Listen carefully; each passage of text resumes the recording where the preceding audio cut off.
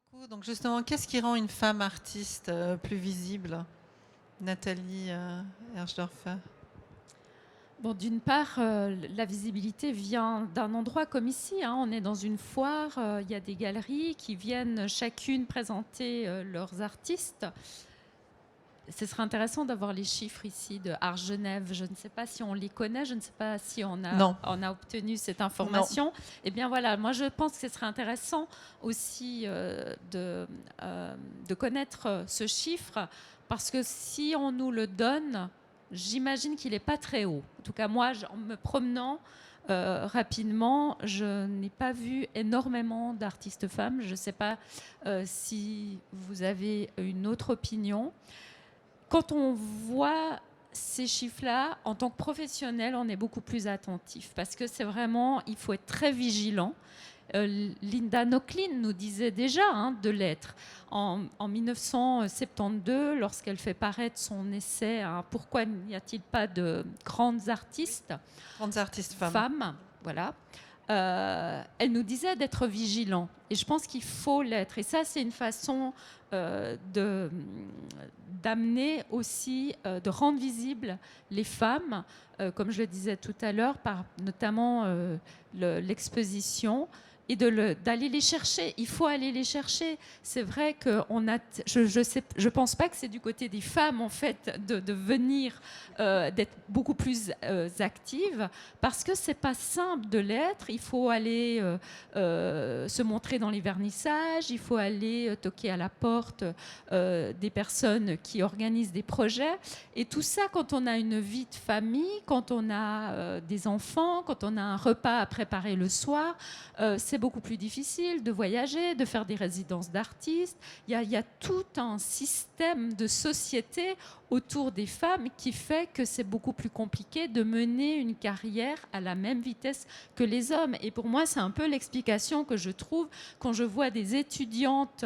J'enseigne ici en Suisse à l'ECAL, l'école d'art de Lausanne. J'ai plus d'étudiantes que d'étudiants, et je dis à mes étudiantes, attention, parce que peut-être dans 10 ans, ce que je vois comme groupe devant moi, eh bien, c'est pas ce que je vais trouver parmi les professionnels.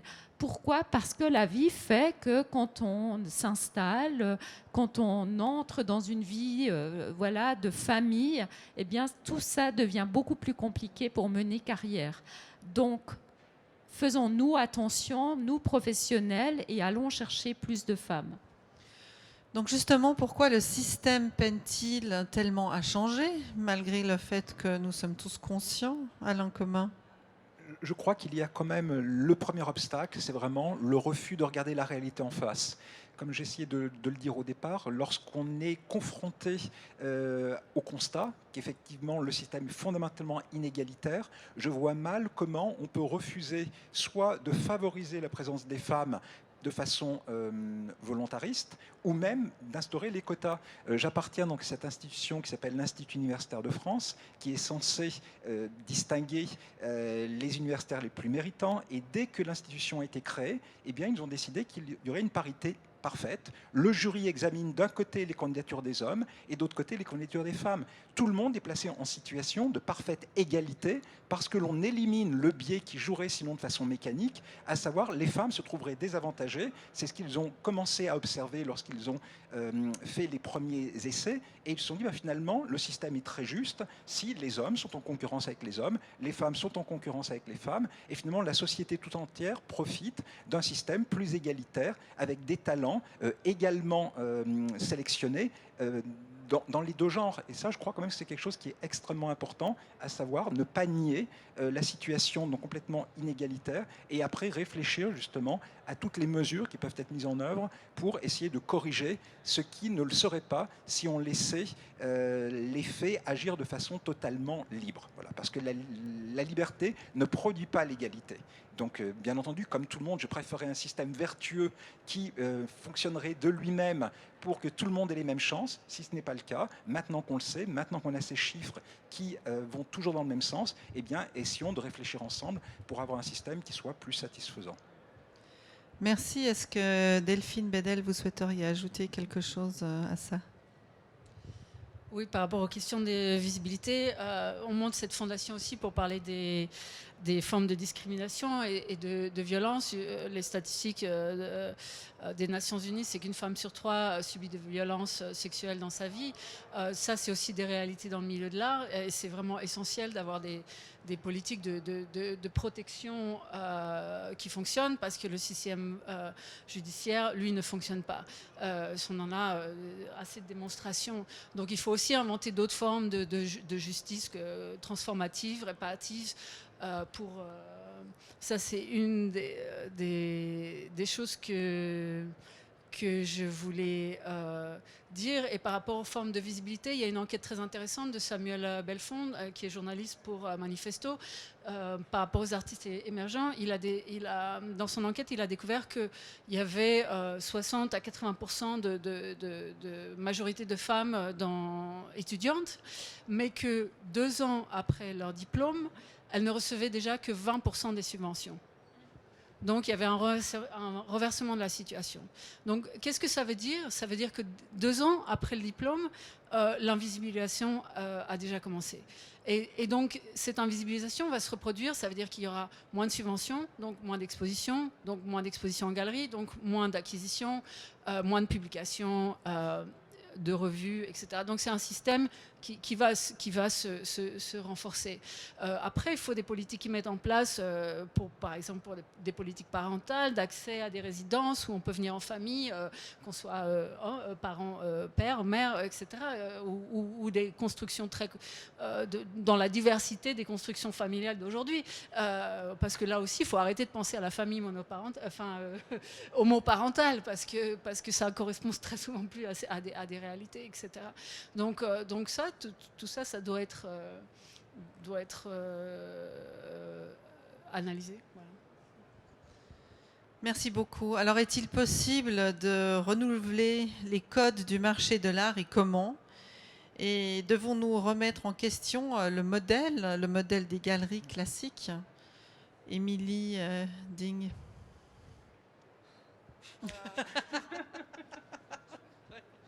Je peux dire une chose, il y a un document qui est sorti cette semaine que je recommande à tout le monde, qui a été créé par un think tank, qui est un code de conduite pour les collectionneurs d'art, avec 8 propositions extrêmement intéressantes et qui sont déjà un début.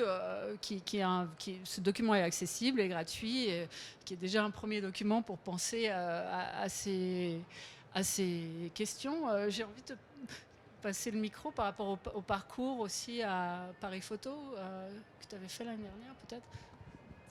Oui, juste par rapport à ce parcours LX Paris Photo, c'est vraiment l'intention de la foire elle-même d'inciter les galeries à présenter plus de femmes.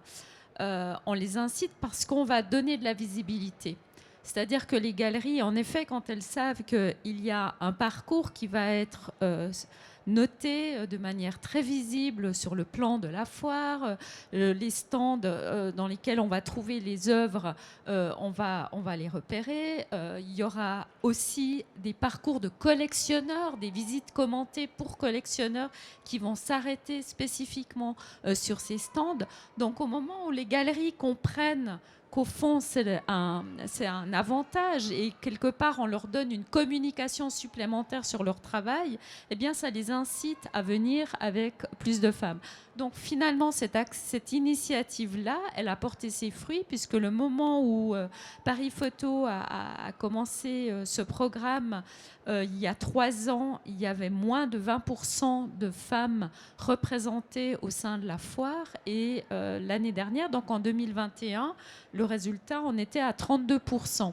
Alors, pour moi, ce n'est pas encore suffisant. Il faut continuer. D'ailleurs, quelques journalistes disaient « Bon, c'est bon, on a compris, maintenant on peut passer à autre chose. Quel sera votre prochain programme ?»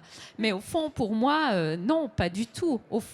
La seule chose que ça montre, c'est que ce type d'action a un effet et donc à inciter des galeries de plus en plus à proposer des artistes femmes.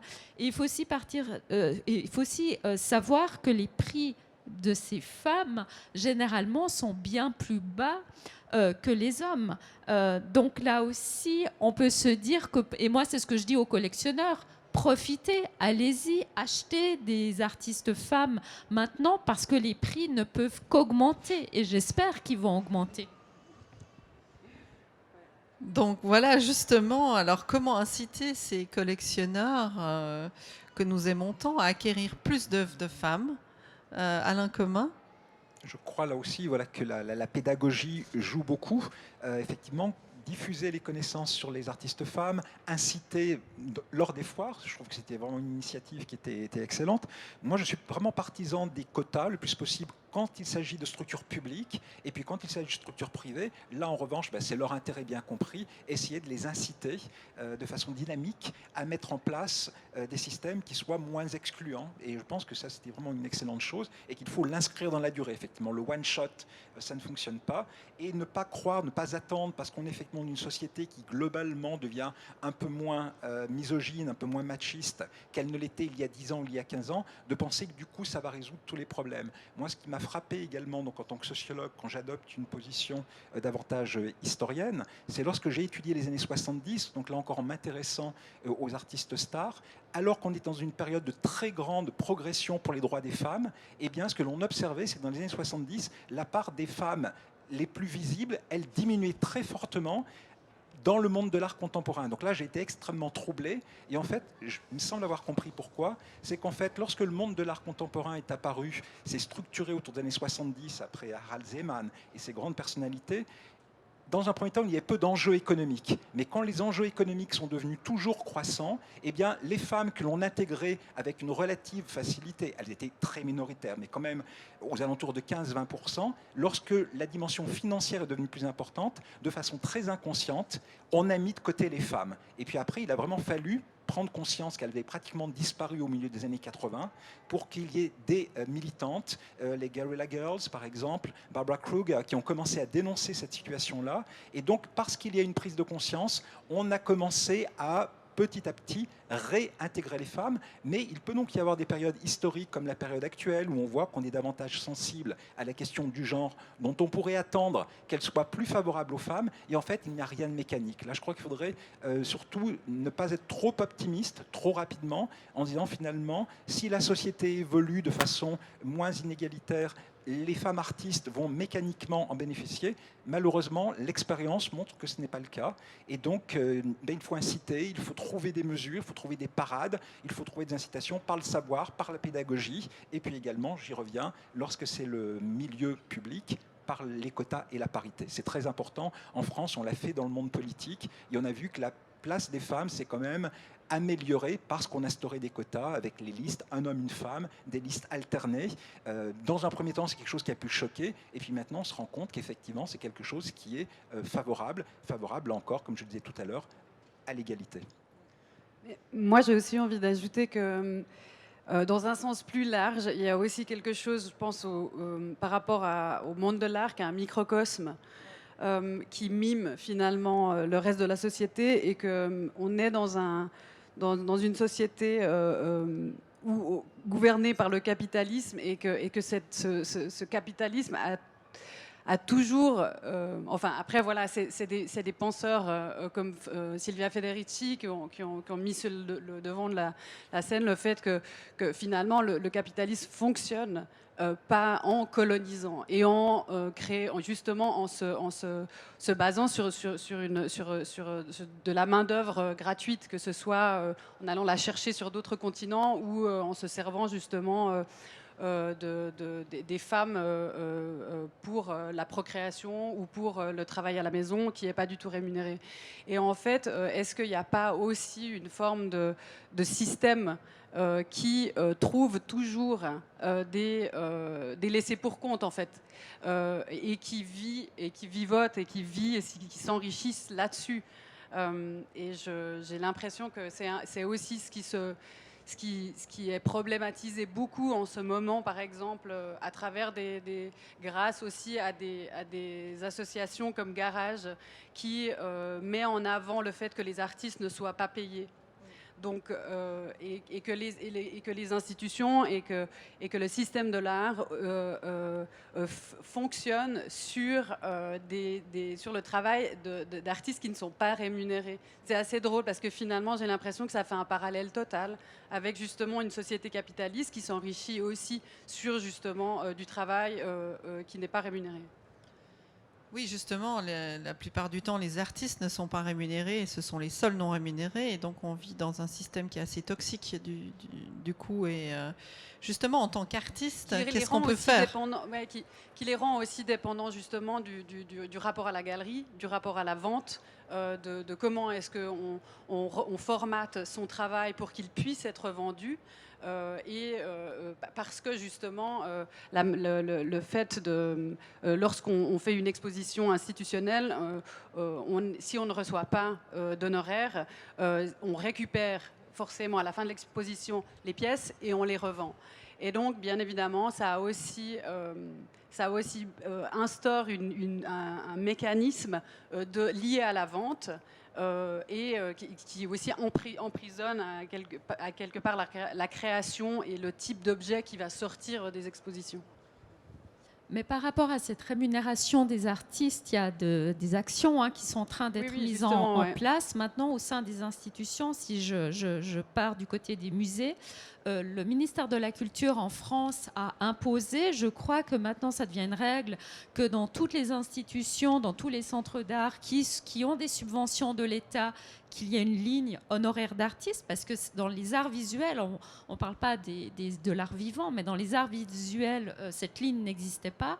Et en Suisse, moi, j'encourage vivement des structures comme la Fondation Pro Helvetia d'imposer la même chose, c'est-à-dire que si on obtient des subventions, il faut s'assurer que les artistes soient payés parce qu'effectivement, dans les arts visuels, on a cette très mauvaise habitude de ne pas payer les artistes, prétendant que oui, on a très peu de moyens, mais en réalité, cette question-là, tant dans les arts vivants que dans le cinéma, on l'a dépassée depuis longtemps. Oui, alors justement, Pro Helvetia sont très actifs en ce moment sur l'égalité. Ils sont en train de faire des résidences. Voilà. Ils sont en train de faire des résidences pour justement les femmes artistes mamans ou en famille. Donc, pour ça, bravo. Et avant que j'ouvre la parole au public, est-ce que Delphine Bédel, vous souhaiteriez ajouter quelque chose à ça ? Je peux renchérir sur ce qui vient d'être dit sur le système extractiviste. Et Silvia Federici a mis en avant que depuis le XIVe siècle, c'est ça, et le système extractiviste des corps, des terres, des ressources naturelles, et que ces questions, elles sont dans une écologie qui est beaucoup plus grande de comment on vit. Et la guerre est à notre porte en Ukraine. Enfin, je veux dire, c'est où la question justement des ressources énergétiques sont au cœur de penser. Donc des systèmes, des questions structurelles et systémiques demandent aussi des réponses structurelles et systémiques. Je veux dire, c'est pas mon rôle de monter une fondation pour adresser mais je le fais parce que c'est des réalités auxquelles on est confronté et que ce rapport interpersonnel fait que c'est extrêmement difficile d'aborder ces questions. D'une part, de trouver les mots, d'avoir les outils, puisque ces outils ne sont pas enseignés. Donc, c'est d'avoir une écologie plus grande, je dirais, de penser la question du genre, la question des ressources, la question des rémunérations, la question de l'institution. C'est un débat qu'on doit tous avoir. Oui, j'aimerais. Oui, en effet, c'est vrai que j'aimerais ajouter que, comme tu le dis, tu crées une structure parce que tu sens qu'en fait, il y a juste la nécessité de le faire, même si c'est pas forcément ton rôle. Mais je vois ça aussi avec les artistes. Il y a vraiment la nécessité, je crois, à présent de se fédérer et de construire des structures collectives plus fortes qui permettent de pouvoir rivaliser avec des instances et de jouer aussi d'égal à égal. parce que le mythe aussi de l'artiste, de l'individu, de l'individu singulier, autonome, en fait, fragilise énormément les artistes lorsqu'ils sont face justement au reste d'un système financier, économique, voilà, stratégique. Vous souhaiteriez, Alain Comin, ajouter quelque chose là-dessus? Oui, simplement par rapport à ce que vous disiez à l'instant, je pense qu'il est hyper important, alors on l'a dit, je crois qu'on était tous et toutes d'accord sur ce point-là, qu'il est très important d'avoir des données chiffrées pour prendre conscience de l'importance des problèmes, mais également d'échanger, de dialoguer. Et parce que là, je suis en train de culpabiliser énormément en écoutant donc, ce qu'a dit Nathalie tout à l'heure. Je participe à un jury d'une résidence d'artistes, donc la résidence Saint-Ange, la collectionneuse qui a créé donc, cette résidence qui en plus a lieu dans un bâtiment qui a été créé par une femme architecte, Odile Deck. Donc on voit qu'il y a une dimension assez féminine. Et en fait, le règlement de la résidence interdit de venir avec son conjoint et a fortiori avec ses enfants. Et donc je n'ai jamais pensé, voilà, je suis désolé, je me sens effectivement très, très ballot, que c'est quelque chose qui est encore plus discriminant pour les femmes que ça ne l'est pour les hommes. Pas, ça ne devrait pas l'être, mais on sait la société dans laquelle on vit et qu'effectivement les femmes sont beaucoup plus investies de la charge affective, matérielle des enfants que ne le sont les hommes. Et donc finalement, en écoutant donc l'échange que nous avons parmi nous, je me suis dit, première chose, je peux en parler effectivement avec la responsable de cette résidence, celle qui a créé le prix, donc, et lui dire effectivement, Colette Tornier, est-ce qu'on ne devrait pas un peu infléchir le fonctionnement pour que ce soit moins pénalisant pour les femmes, et puis également élargir ce type d'initiative, à savoir dans toutes les structures publiques, par exemple chaque année le 8 mars pour la Journée internationale des droits des femmes, est-ce qu'il ne faudrait pas organiser de façon obligatoire quand une structure est financée par les pouvoirs publics, eh bien, des tables rondes, des échanges, et que ce soit quelque chose qui soit inscrit dans le temps. C'est ça, je crois également, qui ressort de notre échange commun. Pas du one-shot, mais faire en sorte, pour infléchir les pratiques, il faut les inscrire dans la durée. Et donc, essayer de réfléchir comment, de façon durable, on peut introduire des pratiques plus vertueuses qui soient effectivement moins inégalitaires. C'est ça, moi, vraiment, que j'aimerais marteler. Et c'est pour ça, comme je l'ai dit au début de cette table ronde, que je suis toujours très réceptif lorsque l'on m'invite à être l'homme de service dans ce type d'intervention, parce qu'il faut également que ça concerne tout le monde. Le changement ne peut pas venir des femmes seules. Il faut également que les hommes soient impliqués et il faut également que les structures deviennent actives dans la mise en œuvre du changement. Eh bien, merci beaucoup, Alain Comin. Je suis ravie de noter qu'il y a notre première action active qui va sortir de cette table ronde. J'espère qu'il y en a d'autres. Est-ce que quelqu'un dans le public a une question ou un commentaire à faire, ou une suggestion à faire justement sur cette idée de discrimination positive, de sexisme et de visibilité des femmes ?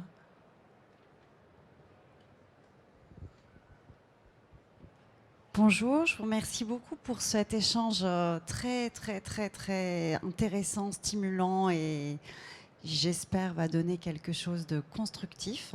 Et je voulais vous poser une question.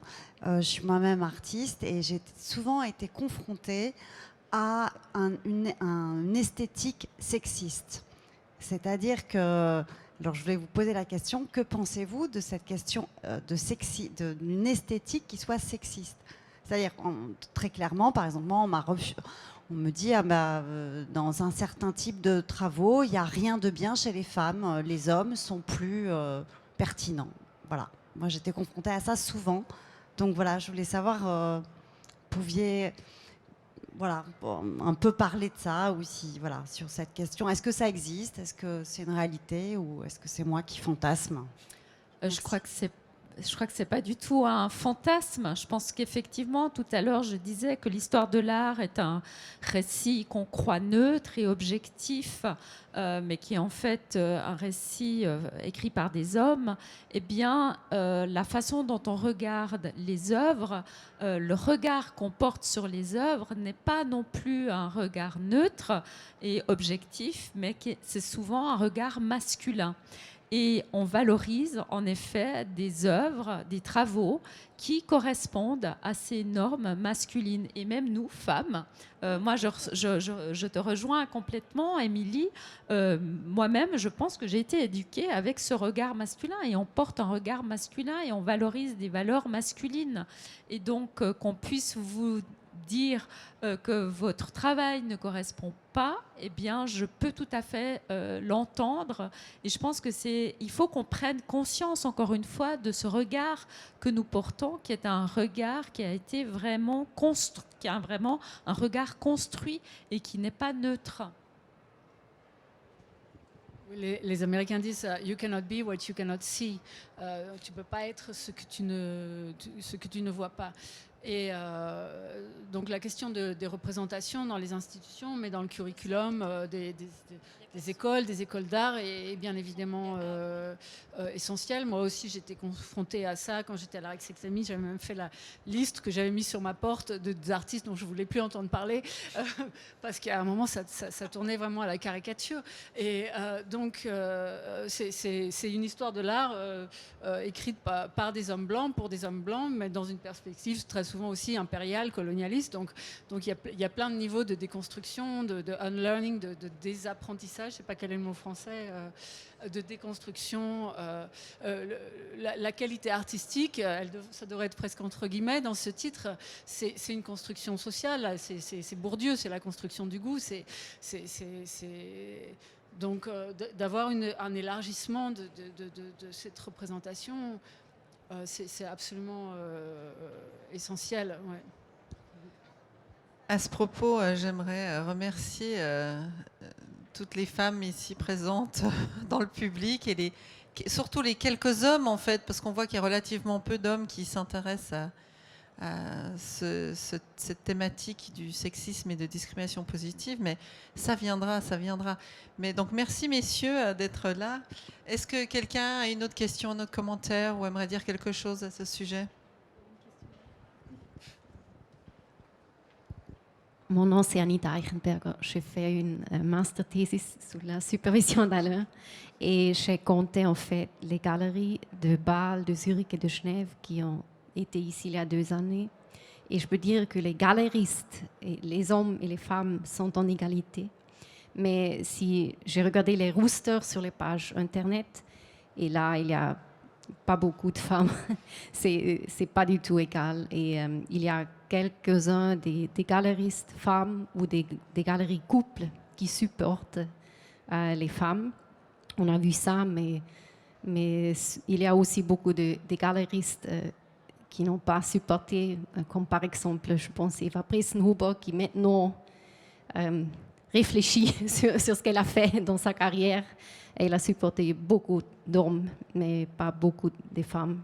Et je voulais justement demander à propos de la foire, est-ce qu'il y aura aussi une mesure?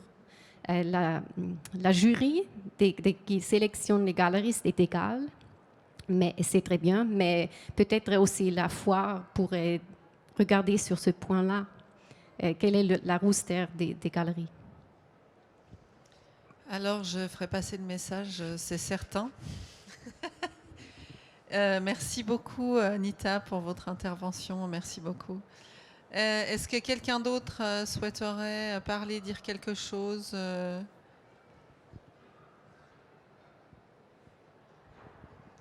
Merci beaucoup. En fait, en complément de ce que vous venez de dire, j'ai travaillé à la fois à l'université en sciences et puis aujourd'hui comme galeriste. Et en fait, les mécanismes sont exactement les mêmes. C'est-à-dire que c'est très bien qu'on y travaille dans le monde de l'art, mais je pense que ça suppose une attention du quotidien. Quand j'organisais des conférences scientifiques, je me disais, voyons, qui est-ce que je vais inviter? Et tout de suite, j'avais en tête 5 noms d'hommes. Je me disais, c'est super. Et puis après, je me disais, non, ça ne va pas. Mais pour trouver les femmes, et pas parce qu'elles sont des femmes, mais des femmes excellentes dans le domaine de la conférence que j'organisais, eh bien, il fallait chercher.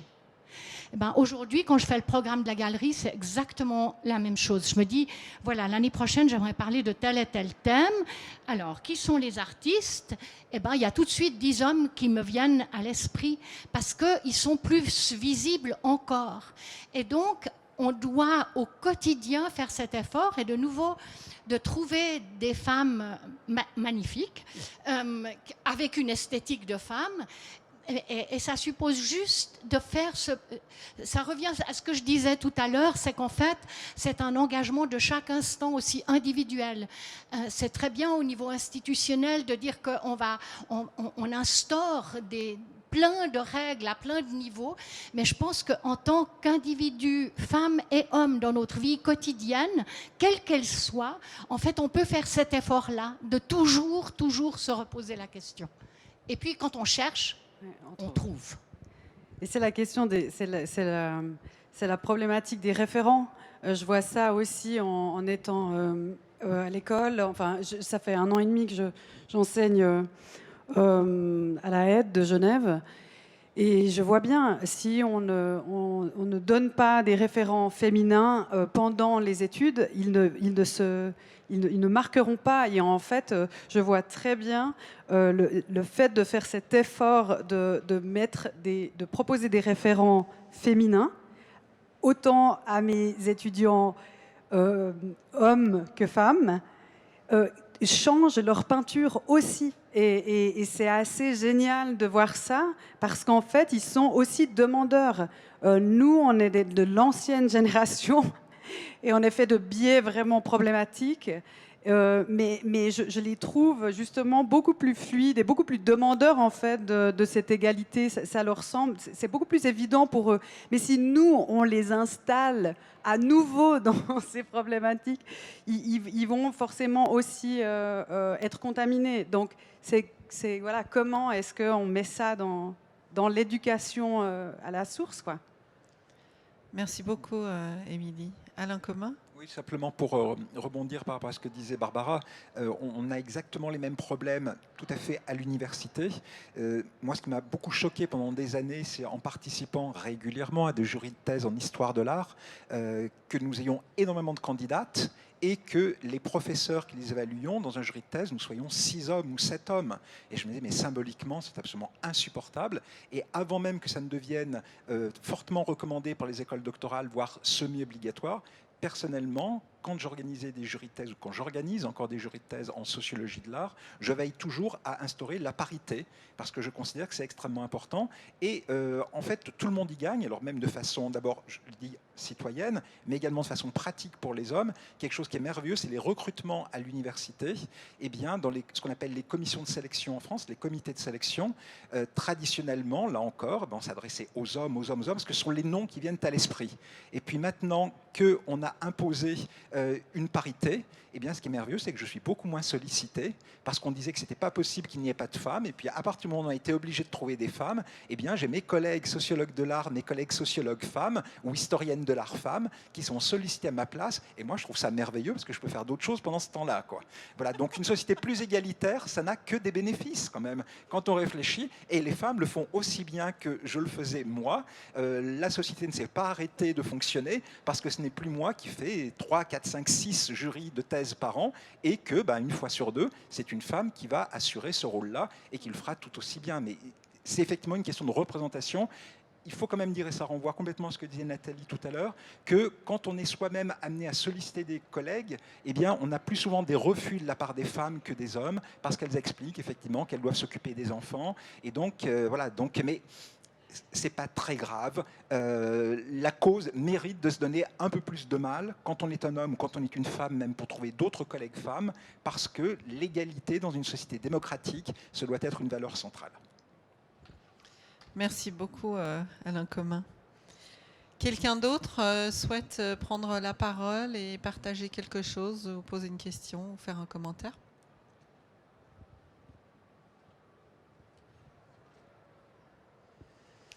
Non, eh bien, dans ce cas, merci à vous tous d'avoir été présents et d'avoir participé à cette table ronde. Merci, cette fois je vais citer le monsieur en premier, merci Alain Comin. Merci Émilie Ding, merci Nathalie Herchdorfer et merci Delphine Bedel d'être venue jusqu'ici, de loin d'ailleurs. Et merci de votre présence et d'avoir partagé ces expériences et ce que vous faites, votre travail et vos connaissances. On apprécie ça énormément. On a fait une action aujourd'hui extraordinaire. On va sûrement en faire d'autres le temps que ça tourne dans nos pensées et en attendant que les idées arrivent. Je vous remercie tous et je vous souhaite une belle continuation de soirée et de salon d'art. J'aimerais aussi vous dire que demain à 15h, nous aurons notre dernière table ronde pour Raw and Radical Women in the Arts. Il y aura Barbara Polla ici présente, pas Delphine Bedel, elle est à côté de moi. Il y aura Véronique Kay qui est aussi ici présente. Il y aura Angela Marzullo, une artiste suisse-italienne basée à Genève, qui a créé pour nous un alphabet féministe que vous trouverez dans les petits dépliants qui annoncent les tables rondes. On va vous le montrer parce qu'il est vraiment cool. Voilà, donc vous pouvez le prendre. Si vous venez demain, elle pourra vous le signer aussi. Je tiens à remercier aussi Alexandre Amaker du magazine d'art Founder Love Letter. On a collaboré sur une édition spéciale hors série pour Art Genève 2022 et Raw and Radical Women in the Arts. Vous pouvez nous suivre bien évidemment sur notre site internet où il y a tous les détails des tables rondes, ainsi que sur Instagram parce que c'est là où on est le plus présent et on donne le plus d'informations, c'est @rawradical. Et il y aura aussi demain Victoria Mulig qui est conservatrice du musée d'art de Puy. Et donc on va parler de fluidité de l'art et fluidité des genres et ça va être une discussion extra. Donc voilà, merci à tous et très belle soirée.